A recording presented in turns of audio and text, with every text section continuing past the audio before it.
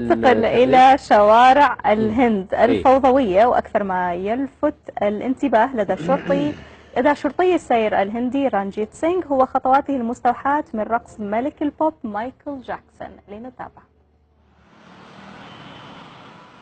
شارباه يذكران بالمغني البريطاني الراحل فريدي ميركوري، وهو معجب بعالم بوليوود السينمائي، إلا أن أكثر ما يلفت الانتباه لدى شرطي المرور الهندي رانجيت سينغ هو خطواته المستوحاة من رقصة ملك البوب مايكل جاكسون مون ووكر، والتي يؤديها أثناء تنظيمه لحركة المرور في شوارع الهند الفوضوية، حيث لا يمكن للسائقين إلا أن يلتفتوا بانتباه إلى خطوات الشرطي البالغ من العمر 38 عاما أثناء تأديته لواجبه بهذه الحركات، متجنبا عربات ريكشو للنقل والشاحنات وسط مدينة اندور الهندية، والتي يبلغ عدد سكانها 2,000,000 نسمة.